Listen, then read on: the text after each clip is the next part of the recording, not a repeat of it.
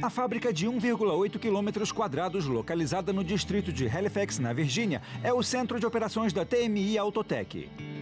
É aqui que técnicos altamente especializados montam manualmente o Ariel Atom 3S. Para a etapa de montagem final, cada unidade é designada a um técnico que completa o processo de manufatura do carro.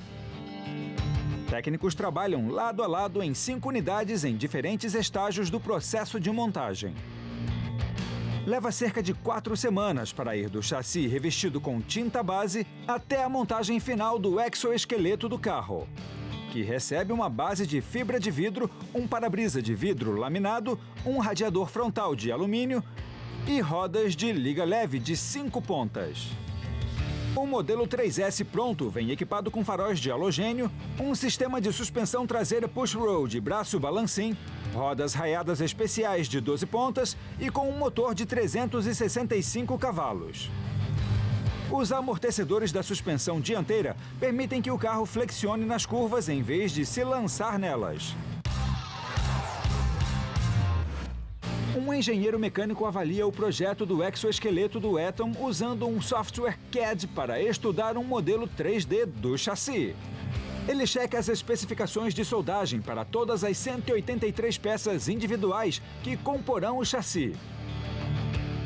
Um técnico em fabricação começa a montagem do chassi em uma bancada modular. Ele posiciona o gabarito de alumínio e o fixa no lugar para manter o tubo do chassi estável durante o processo de soldagem. O técnico traz um tubo de aço curvo multirraio que formará o lado superior direito do chassi. Ele coloca manualmente o tubo contra o módulo dianteiro antes de posicionar outro tubo através da estrutura. O técnico constrói o chassi inteiro usando aço trefilado. O processo de soldagem de resistência elétrica aumenta a resistência e a dureza do aço, diminuindo sua ductilidade. O aço laminado é transformado em um tubo redondo e é fechado usando uma técnica de soldagem sem preenchimento. O tubo é então colocado sobre um mandril para remover a costura da solda. Esse processo torna o chassi mais rígido e mais resistente e deixa o tubo virtualmente sem emenda. O técnico traz o tubo curvo e o alinha com a extremidade do tubo principal chanfrado a laser e o coloca no local no módulo dianteiro. É necessário um dia para soldar todo o chassi antes dele ficar pronto para a soldagem final. O soldador começa a soldar ao redor da base do tubo do chassi usando uma solda TIG e um eletrodo de bronze e silício. A seguir, ele pega pequenas peças de aço cortadas a laser, projetadas para funcionar como suportes de chassi. Ele coloca a peça em um dispositivo elétrico de soldagem rotativo, prende firmemente e solda usando um pequeno eletrodo de bronze e silício. O ponto de fusão do bronze e silício é de cerca de 1000 graus Celsius, cerca de 500 graus abaixo do ponto de fusão do aço. Como a solda de bronze e silício exige menos calor, evita que o soldador derreta o aço metal base na solda, que então poderia quebrar ou rachar. O soldador coloca a peça soldada em um bloco de alumínio e a prende no lugar com fixações sob medida. Ele coloca outra peça de aço cortada a laser no bloco, usando uma fixação para prender no local e maximizar a precisão e consistência da solda. Dessa vez ele usa um eletrodo de preenchimento de aço, porque essa emenda da solda em particular não será visível no chassi. Esses 3 suportes formarão o encaixe da barra estabilizadora. Usando um dispositivo localizador e um espaçador, o soldador posiciona o suporte na estrutura. Ele prende a fixação no local parafusando a cabeça rosqueada em um furo na tubulação. Mais uma vez, usando uma solda TIG, o soldador ativa o eletrodo de bronze e silício, soldando o suporte ao tubo lateral e a montagem da subestrutura traseira. Então ele remove o localizador, deixando as fixações da barra estabilizadora firmemente soldadas ao chassi. Para facilitar o acesso seguro a todos os pontos de solda e garantir a precisão da soldagem, o chassi fica em um dispositivo giratório chamado rotisserie. Nesse gabarito de soldagem, o exoesqueleto do carro pode girar 360 graus. A estrutura totalmente montada vem com uma tomada de ar característica e uma coluna de direção embutida soldada no chassi. O paralama de aço laminado a frio é parte inconfundível do Ariel Atom. Ele possui uma arruela soldada com preenchimento de solda TIG e suportes soldados com solda MIG para melhor resistência.